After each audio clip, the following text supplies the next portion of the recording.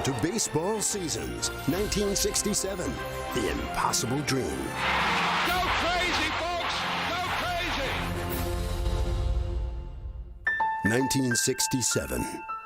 It was a tumultuous year and a decade of change. In the grip of often unsettling social unrest, America would see outbreaks of violence and eruptions of youthful rebellion. 1967 was one of the most unique years in American history, with everything was going on, the civil rights movement, the hippie movement, free love, tremendous unhappiness at the Vietnam War. But despite all the turmoil, there was still baseball to be played, and for the players, playing the game was as important as ever. Go back to any of the wars, any of the economies. It's a place where people can go and simply relax and to forget all their troubles and just concentrate on an afternoon of entertainment. By the end of 1967, baseball fans would have witnessed one of the most dramatic seasons in memory. But at the start, the game was in a serious state of flux. In the American League, the New York Yankees, who had won the first 5 pennants of the 1960s, had fallen on hard times and had finished in last place in '66. The Bronx Bombers were supplanted at the top of the league by the pitching-rich Baltimore Orioles. In their World Series matchup against the Dodgers, the Birds only gave up 2 runs in a stunning 4-game sweep. And the Orioles are the new world champions. But repeating in '67 was not going to be easy for the Orioles, as a group of hungry teams was vying for their crown. The Detroit Tigers were a club that people were starting to fear, while the Chicago White Sox were coming off 16 consecutive winning seasons without a title. But Baltimore's toughest competition was expected to come from Minnesota. The Twins had captured the '65 pennant and were looking forward to reclaiming their place at the top of the league. But there were lower expectations for second division teams, such as the aging and fading Yankees and the Boston Red Sox, whose fans had just suffered through their 8th straight losing season. Who wanted to see a team that lost 100 games, 99 games, making errors, striking out? We weren't good. Why would you want to come out to the ballpark? In fact, those who did come out to the ballpark, I think they want to kill us. That's how bad we were. But as much as the Red Sox struggled in the '60s, the Dodgers thrived. They had won the last 2 National League pennants, 3 in a 4-year span, and 2 World Series. The Dodgers sweep the series in 4 straight. And the strength of their team was the Major League's best pitcher, Sandy Koufax. In each year that the Dodgers had won the pennant, Koufax had won the Cy Young Award and pitching's Triple Crown. Sandy Koufax gets his 2nd consecutive shutout of the Twins. You're the greatest, Sandy. You're the greatest, baby. Koufax's dominating performances had carried the Dodgers to glory, but Sandy had paid a heavy price for that success, as he often pitched through excruciating elbow pain. Finally, after the '66 World Series, he decided that he could no longer endure the agony. I don't regret 1 minute of the last 12 years, but I think I would regret 1 year that was too many. With Koufax abdicating his throne as the king of the hill, Bob Gibson of the St. Louis Cardinals was one of the pitchers most able to succeed Sandy. The intimidating right-hander was a dominating presence on the mound, who beat teams with his arm and his attitude. Bob was the intimidator, not the intimidatee. Gibson delivers. Swing and a miss. He struck it out. There are a lot of guys that want to win, in life. They want to be winners. That wasn't the case with Gibson. Gibson despised losing. He's going to come out swinging. And when he went to the mound, you weren't going to beat him. He got it! Struck him out! And Cardinal outfielder Lou Brock shared Gibson's passion for winning. Baseball was a war against your opposition. The Cardinals' tradition, the Cardinal pride had a lot to do with that. Yeah, you put on a Cardinal uniform, you feel different. You feel like you want to fall in the dirt and roll over just to get your uniform dirty. The slender, speedy Brock had become one of the most disruptive players in all of baseball. You imagine yourself as a pitcher even 2 or 3 days before you came into St. Louis. The guy you had to think about was Brock. The throw is Not in time. You know, not only was this guy a great base stealer, he was a 300 hitter. He was really the ignition for that baseball team. Brock had joined the Cardinals in 1964 and teamed with Gibson to help lead St. Louis to a World Series victory. But by '66, the Cards were struggling as they slipped to 6th place and were dead last in the league in runs scored. We could put a lot of hits on the board, but we weren't scoring big runs. We didn't have big hitters in the middle of our lineup. We practically became the laughingstock of baseball in 1966. In order to change that, they gambled by trading for 2 aging sluggers who had worn out their welcomes with their previous teams. As a Yankee, Roger Maris had outdueled Mickey Mantle to break Babe Ruth's fabled single-season home run record.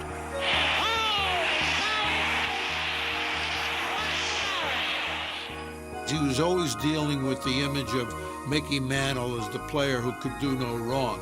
And I think that was difficult for Maris to handle in New York. Shy by nature, Maris was resented by Yankee fans for upstaging their beloved Mantle and was portrayed by the New York media as sullen. But in '67, Maris showed his Cardinal teammates that you can't always believe what you read in the paper. Maris is a ball player's ball player. He's great with his teammates. He's great in the clubhouse. He just fit into our little family perfectly. Meanwhile, in Orlando Cepeda's last few years with the Giants, some thought that his skills had eroded. The Cardinals couldn't have cared less, as Cepeda immediately began knocking the ball all over the park and driving his new teammates across the plate.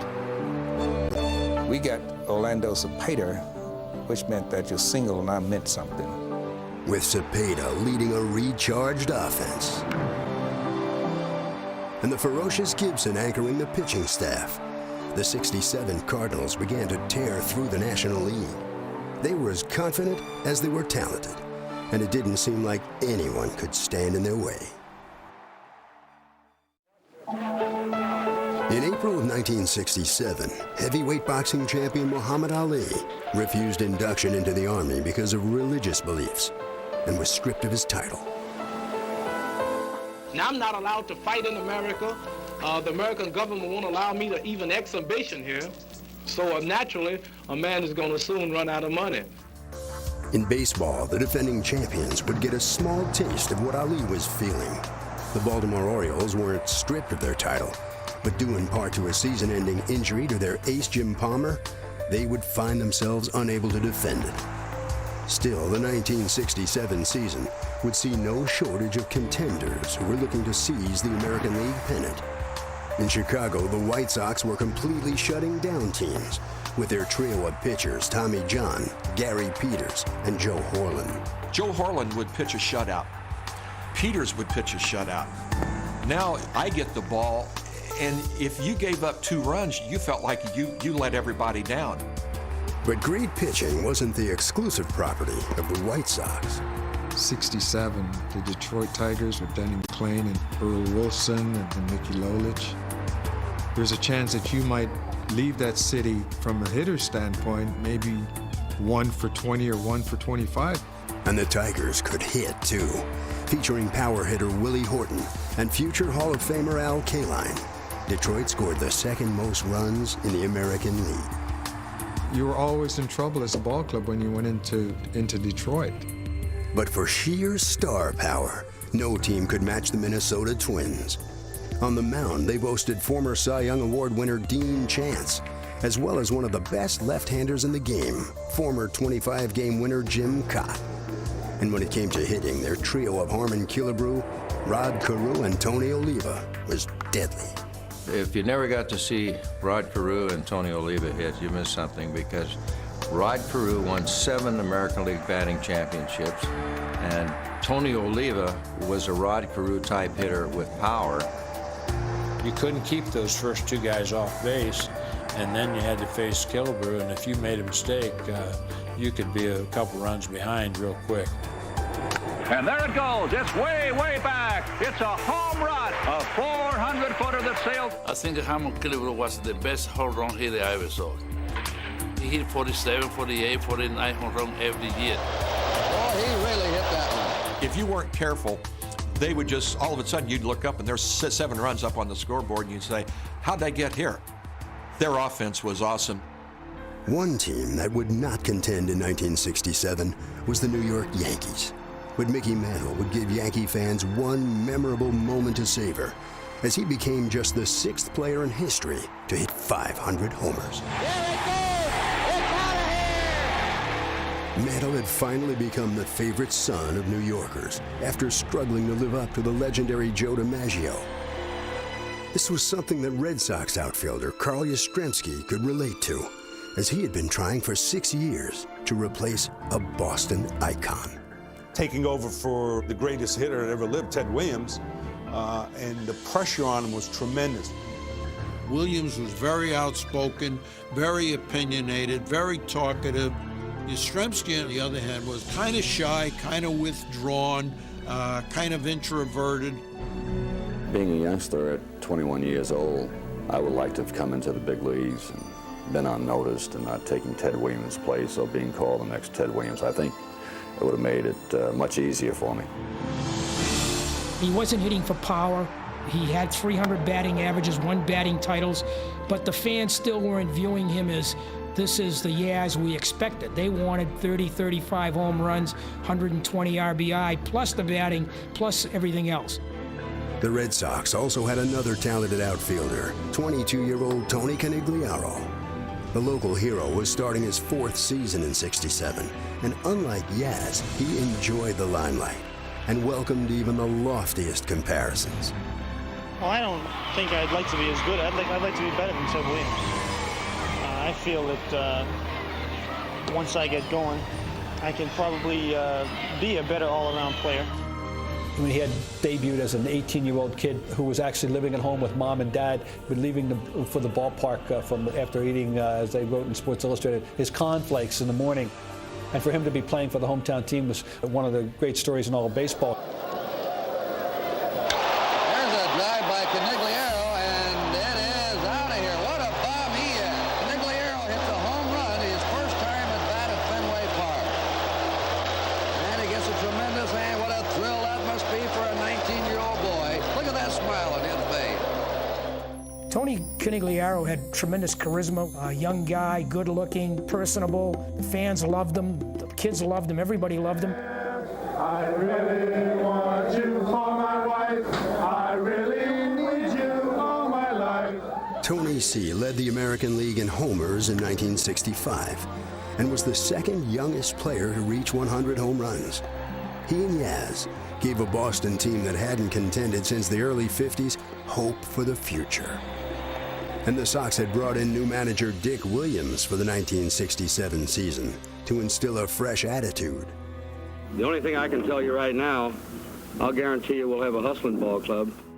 Dick Williams had come in as a drill sergeant manager, vowing to change the atmosphere of what everyone referred to as the country club of the Boston Red Sox. Well, I made a statement and everybody laughed at me, especially the New England writers. Dick, will you make a prediction for the 1967 Red Sox? I honestly think we'll win more ball games than we lose. They thought I was nuts. But Williams had a plan. He was going to go with his young players like shortstop Rico Petrocelli, first baseman George Scott, and center fielder Reggie Smith. And he was going to get them to play his way. Good stop by Rico. Played good defense. We played good, smart baseball, ran the bases well, and were able to get bunts down and hit and run, do those things. He felt that we had a chance. And the young players weren't the only players who were inspired. Sensing a chance to turn the franchise around, Yaz attacked the season with a renewed vigor. Because he was tired of losing, Yaz got himself in the greatest shape of his life. He worked out, he got stronger, they tried to pitch him in. Now he was getting the bat out, his hands in, the bat out, and bang. Now he was hitting home runs. But it wasn't just home runs, as Yaz raised his entire game. Fly ball to deep left. Yastrzemski is going hard. Way back. And he dives and makes a good catch. One of the greatest catches you've ever seen. No doubt about it, the '67 Sox were becoming a team with championship dreams. It was a game in Fenway Park in late June against the Chicago White Sox when the Red Sox fell behind by a run in the bottom of the 11th inning. And Tony came up and hit a 2-run home run to win the game, and it was like an exuberance. The fans went crazy. They hadn't seen things like this in a long time. In the summer of '67, American cities would be rocked by race riots.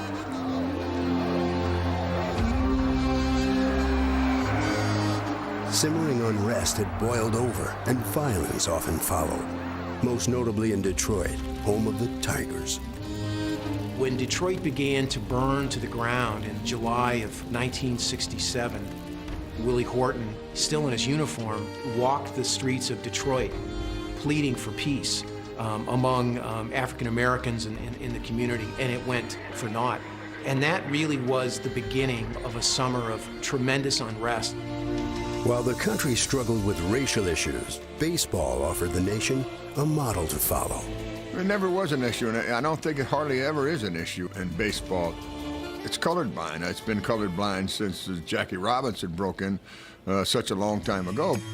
Baseball began integrating with Robinson in 1947, and in the late 40s and 50s, it saw a steady influx of African Americans. And of all the clubs, perhaps none embraced the multicultural spirit of baseball as enthusiastically as the 1967 St. Louis Cardinals.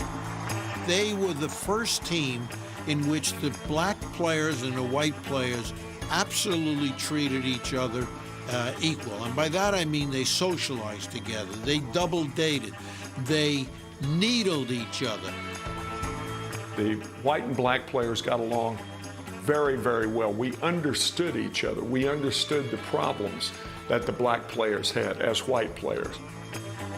When you looked across at Bob Gibson or Lou Brock, they were just Lou Brock and Bob Gibson. They weren't black.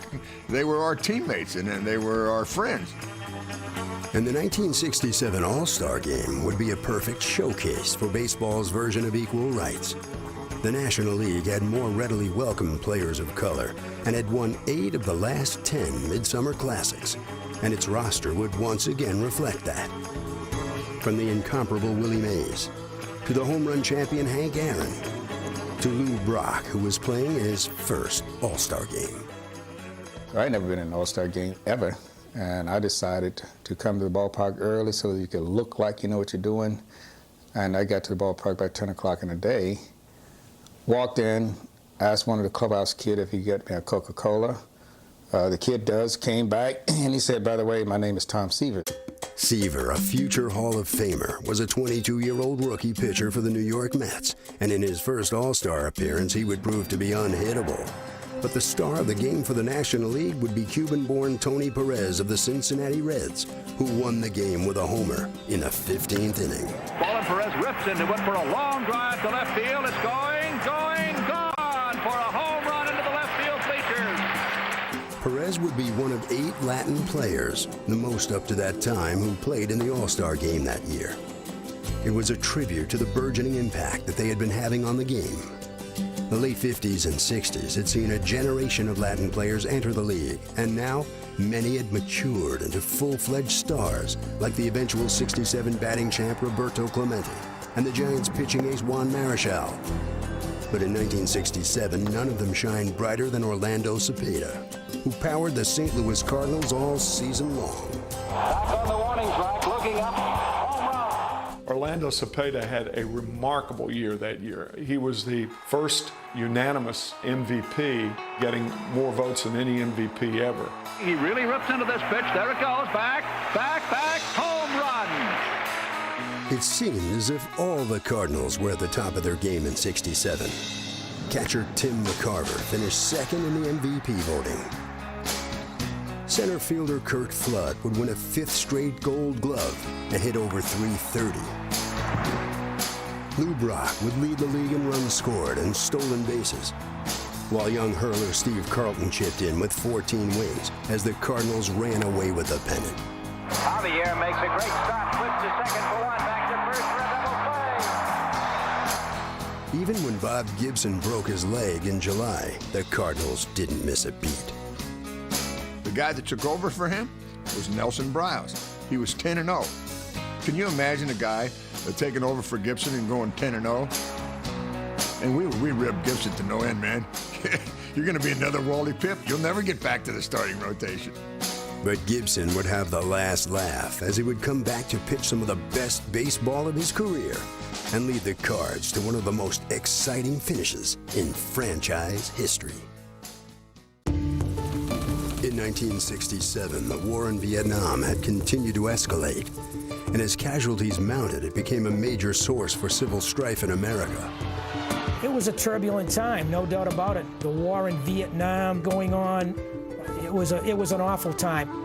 And it affected Major League Baseball players in a very real way. A lot of them had to put in reserve military time. They would be gone from their team. Maybe they had to go on summer duty for a week or 2 weeks, and it was all accepted that this was part of what they had to do. One of the players was Boston Red Sox pitcher Jim Lonborg. I think we had lost 4 or 5 in a row, and we flew him in because of his military commitment to pitch a ball game, and he pitched with 2 days rest, and he just turned in the gym. Jim Lonborg coming up with a victory to get the Red Sox back on the right road once again. Going into the '67 season, it would have been hard to imagine that Jim Lonborg would be looked upon as Boston's best starting pitcher, as Lonborg had been a mere 19-27 in his first 2 seasons. The previous knock on him had been that he was too gentlemanly. Indeed, his nickname was Gentleman Jim. He was the scholar from Stanford. He was the guy who was different than the other guys, the friend of the press, and really almost too much the friend of the batter. But in '67, Lonborg went from nice to flat-out nasty. Lonborg became a feared pitcher in 1967, using his good fastball and his breaking ball and throwing the ball inside and becoming a totally different pitcher. Got him. He was a fierce competitor. I mean, he didn't give any quarter and had no qualms about sticking one in your ribs if he had to do that. Woo. And he and Lonborg are exchanging words now. Not only was Lonborg a different pitcher, but the Red Sox were a different team. Their manager, Dick Williams, had predicted that they would win more than they would lose, and they were, but just barely. By the All-Star break, their record was 41-39, good for 5th place, and 6 games behind the first-place White Sox. And then, out of the blue, they caught fire. And on to first base, triple play. Well hit to left. And that's going to be great catch by Yastrzemski. There's a drive into right field, caught by Tarnable, runner tags. Here's the throw home, and he is out at the plate. It was unreal. It was just happening. Base hit to right. Here comes Tony. Here comes George. And the Red Sox have won it. All of a sudden, after the All-Star game, we won 10 in a row. So that was like a miracle. That's when we knew we really had a chance to really win this thing. Suddenly, Boston found themselves in the middle of a pennant race, one for the ages, with 4 teams vying for the American League flag: Boston, Chicago, Detroit, and the Minnesota Twins. We had radios going on in the locker rooms trying to pick up games of which team is doing what. Boy, there was a lot of scoreboard watching going on during the course of the season. Right in the thick of it were the 65 AL pennant winners, powered by their leader, Harmon Killebrew. He just put us on his back and just carried us. We needed those big blasts coming off of his bat. That ball is going, it is gone. And in Detroit, the Tigers were on a roll. It may be a triple play.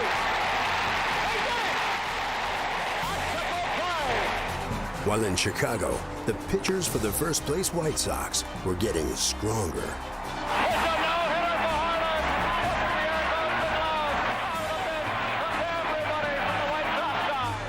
And to stay in the race, Boston needed Lonborg, Yaz, and Tony C. to stay hot. High fly ball to left field. Will Willie have room? He don't.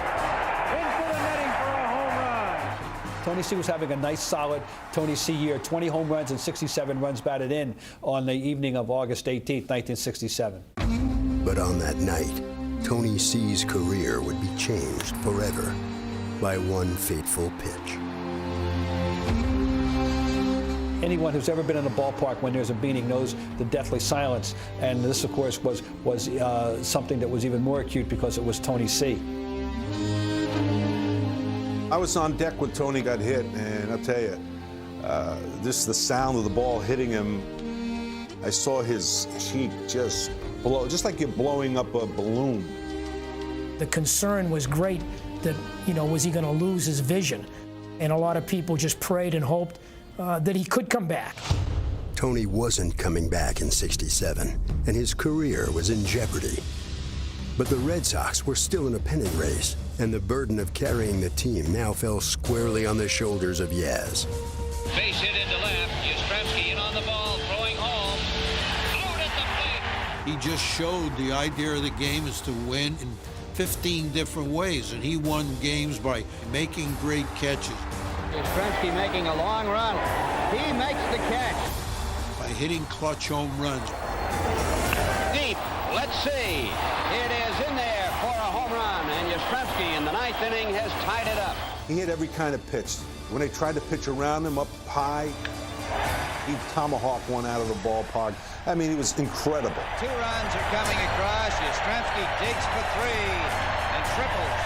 He hustled first to third, second to home, stretched singles to doubles. He was driven. Yaz was putting up Triple Crown numbers, and in the process, stepped into the spotlight and out of the shadow of the splendid Splinter. Ted Williams was known just as a hitter, a great hitter. Carl this year has been amazing in all phases of the game. He could beat you with the glove, with the arm, with the legs, and with the bat. I used to fall asleep at night thinking about what could be the situation the next day where I could be at bat in that situation. I loved it. For the first time in my life, I was involved in a pennant race. 1967 would come to be known as the Summer of Love, as hippies flocked to San Francisco, creating a cultural phenomenon. You're witnessing a gathering of America's eccentric youth. They call themselves the hip community. In Boston, the Red Sox did their best to create their own love-in. The baseball fans and the Summer of Love people all seem to come and have a common ground, and all seem to come to a head in the Fenway Park bleachers. In previous seasons, Boston couldn't give tickets away at Fenway. Now, fans were coming in droves to see their Sox. We had standing room only crowds at every game that it became the hottest ticket in town. Boston came alive. You would go from stoplight to stoplight and hear the game. Go to the beach, hear the game. Go anywhere. So it captivated the city. The people of Boston were swept up in the historic pennant race of 1967. With just a week to go, there were 4 teams: Chicago, Detroit, Minnesota, and their Red Sox, all within 1.5 games of each other. We were looking at that scoreboard. There were 3 other teams bunched together, but we had nothing to lose. I mean, coming from 9th place, we were in the pennant race and having fun. I was scared I was going to get in the nose, then I have a bigger one in the house. And then there were 3 teams, as the White Sox stumbled badly in the last week and were eliminated. 2 of them, Boston and Minnesota, would meet in Fenway Park. The Twins had a 1-game lead, and the Red Sox would have to win both games to stay alive. We knew it was going to be difficult, and we knew we would have to be at the top of our games, but we had Yaz. And like he had all season long, Yaz would deliver.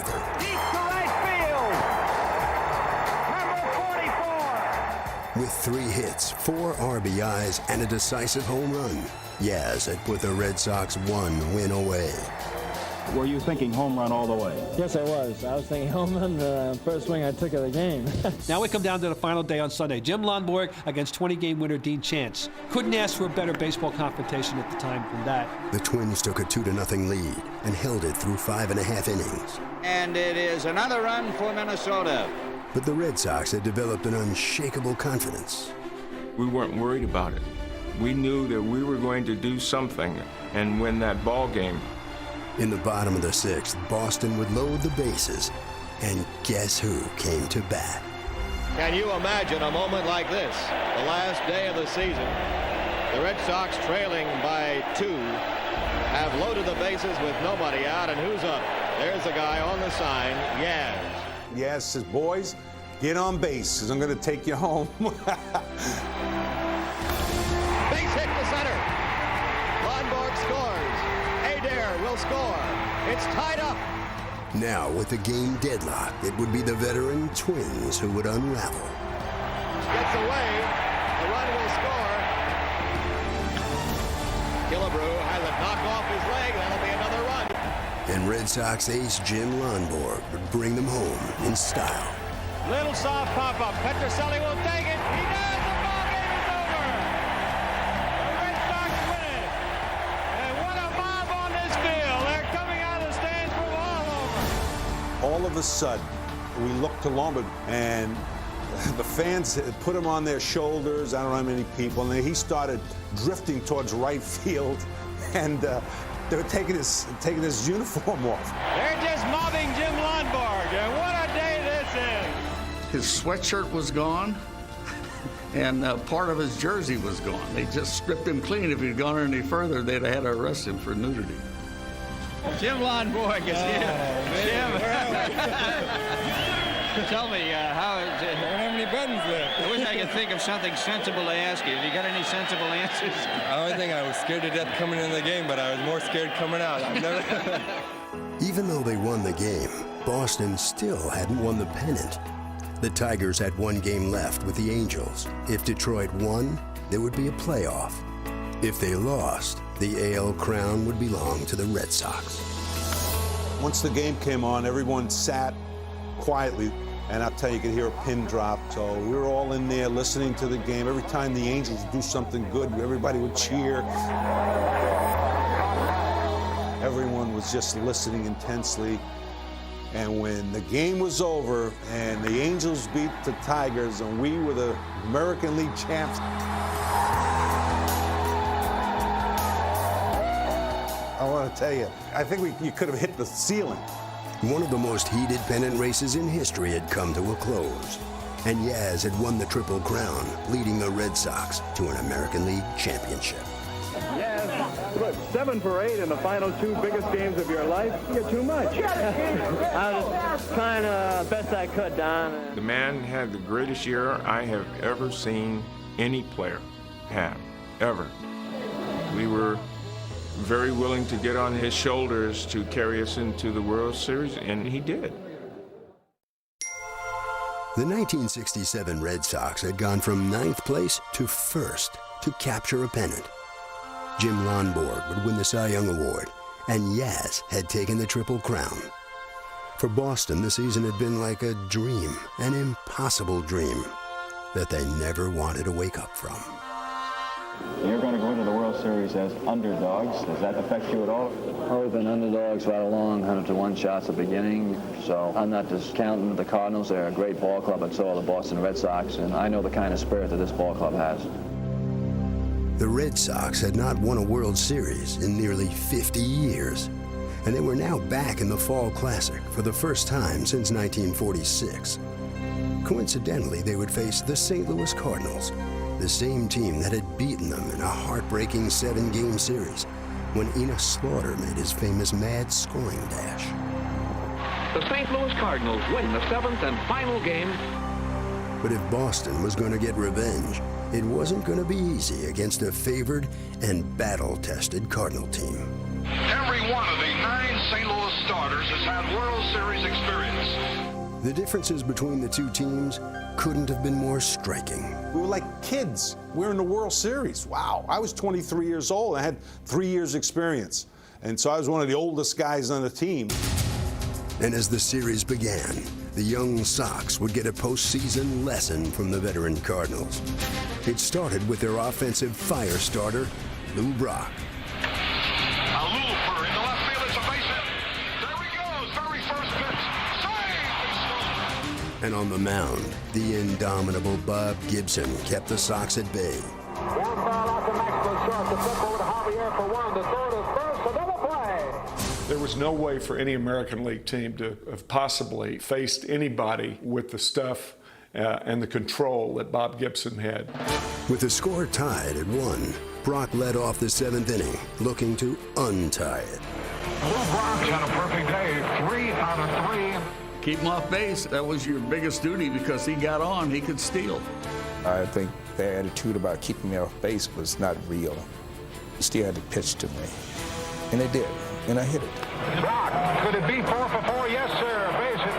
We knew Brock was a great base stealer. We knew anytime he got on, he was probably going to go. And Lou Brock, and there he goes. The throw by Gibson, it's in there, but he didn't get him. Petrocelli complained. I knew how important it was, close ball game, and I got so frustrated. Petrocelli would lose the argument, and when Brock later came around to score, Boston would lose the game as Gibson slammed the door on the Sox. And the final score, the Cardinals 2, Red Sox 1. Gibson's 6-hit, 1-run gem had given the Cardinals the early series lead, but the Sox were not discouraged. They were determined.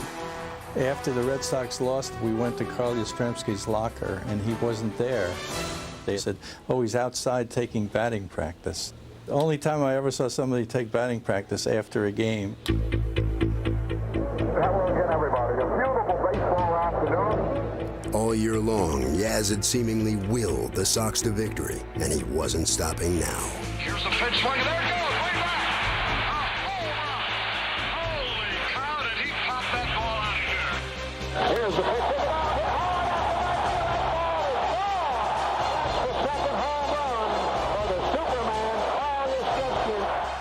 Truly an amazing performance. I've never watched a player do as much for one club as Yaz.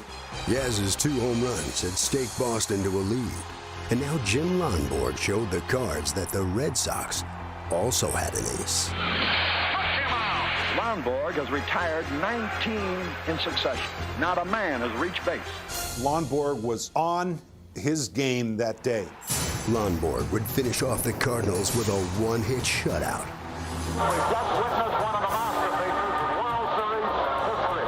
A one-hitter, hit 5, Jim Lonborg. This fella really did dominate this game today, even more so than Bob Gibson did yesterday.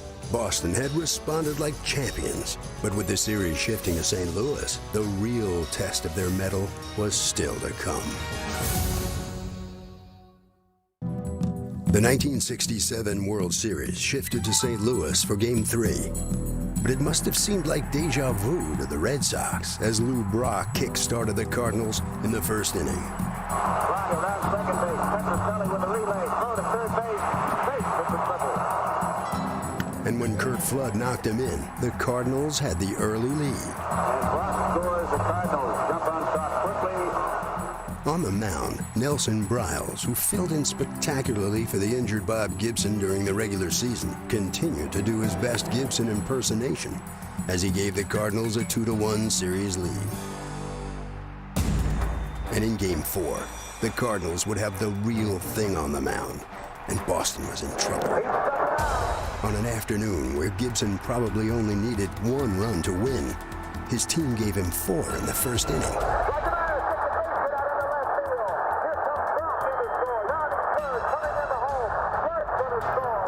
If you gave Gibson 4 runs in the first inning, you might as well set your dinner arrangements up in another 30 minutes. You can pack him up. He doesn't give that hitter a chance.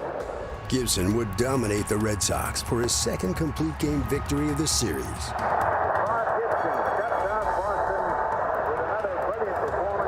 St. Louis was now 1 win away from a World Series title. Welcome to the 5th game of the World Series. The Cardinals were confident they would end it at home in Game 5, and they let their feelings be known. The Cardinals definitely think they're going to finish it here today. There was an article in a paper that said, you know, oh, they're taking care of us this game and it's all over. So we tacked it to the board there and everybody's reading it. Really got us pumped up. The Cardinals' bravado had angered the Red Sox, and with Lonborg on the mound, they set out to make the Cardinals eat their words. Breaking ball in for a strike call. By answering Gibson again, Lonborg had quieted the Cardinals and proved that the Sox were not going away easily. Then the Red Sox win it. Jim Lonborg has pitched the Red Sox back into it, and the series will now move to Game 6. Boston now needed to take the last 2 games at Fenway Park to win the championship. But that was a familiar situation for them, and they would show the Cardinals in Game 6 that it was a situation they were very comfortable with. Here's Yastrzemski to lead off. There's a long drive. Might be out of here. Down there. Home run. Pitch to Reggie Smith. Change of pace, 1 run, a long drive. It could be. Home run. And here's Petroselli. Here's a pitch. There's a long drive. It might be out of here. I was just floating on air, running around the bases. Of course, the fans, packed house at Fenway, they were going nuts. That was a thrill to be a part of that.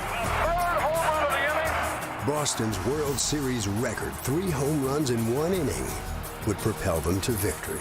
I think a lot of people thought that this would be anticlimactic to us. It's not. The pennant, of course, is a great thrill, but you want that World Series to go right along with it. We want to be world champs, not American League champs. And now, the team that was longest of long shots when the season started was just 1 win away from a title.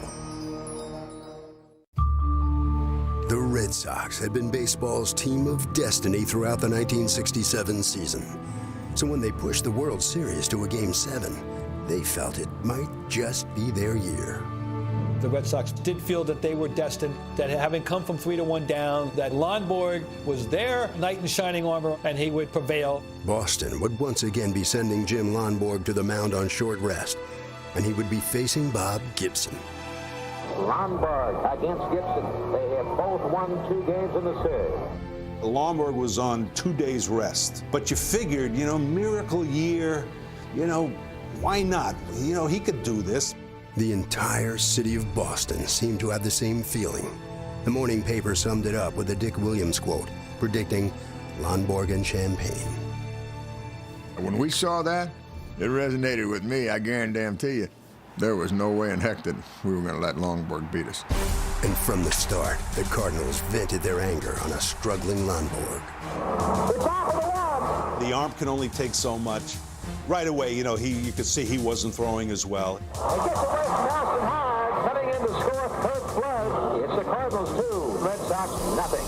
He was on fumes, and that's just the competitor that he was, and he wasn't about to turn the ball over to anyone. But his opponent, Bob Gibson, was also a competitor, and he smelled blood. The long drive beat left center way back. The home run for Bob Gibson. Gibson had taken his team's destiny into his own hands, delivering a demoralizing blow that seemed to break the Red Sox backs. Gibson wasn't going to get beat. I can tell you that, plain and simple. The Red Sox were down, and Gibson didn't let them up. He struck him out swinging. He was just so dominant, but he was dominant in every game he went out there. That's why I consider him the best right-hander I've ever watched pitch. Trailing 7-2 in the 9th, it was clear that the Red Sox' amazing run was about to come to an end. But for the fans, it had been a season to savor. Listen to the hand for Carl Yastrzemski. Game 7 disappointment for the Red Sox fans, I don't think it was that acute. All over Greater Boston, they had been given a summer of thrills when they were not expecting anything when the season started. It was a truly great summer of '67 in Boston, Massachusetts. But when the summer came to an end, the Fall Classic belonged to the Cardinals. And he struck him out. The Cardinals win. They're the new world champions. If the Cardinals had written their own headline, it would have read Gibson and Champagne. I walked over to congratulate St. Louis in their clubhouse. Lonborg and Champagne. That's the first thing I heard. But the disappointment in the Red Sox clubhouse was tempered by memories of a Cinderella season and visions of a bright future. The kids that were half a game out of place last year pushed the National League champions to 7 games in the World Series. That's something to think about, isn't it? Yes, it is, and it'll be something for the Cardinals to think about this winter, too, because we'll be back in there next year. The turbulence that marked 1967 would only get worse the following year. The Vietnam War would escalate, and Martin Luther King and Robert Kennedy would both be assassinated within months of each other.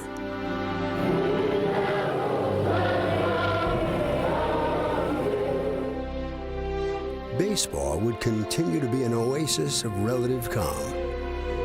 The Cardinals would go back to the World Series, and Gibson would record a record 17 strikeouts in one game. Gibson delivers. He goes! A new world record of 17 strikeouts. But the Tigers, who had missed the 1967 World Series by a single game, would defeat St. Louis in a hard-fought 7-game series. Meanwhile, the Red Sox would not be as resilient. Jim Lonborg would get hurt in a skiing accident and would never win 20 games again. Yaz would join Ted Williams as a Boston legend. But like Teddy Ballgame, he would never win a championship. I will miss you. I will miss my teammates, past and present. And I hope I represented Boston and New England with class and with dignity. The Sox would endure an 86-year title drought until they finally triumphed in 2004. Red Sox fans have long to hear it. The Boston Red Sox are world champions. And by then, the impossible dream of 1967 was just a memorable part of baseball history.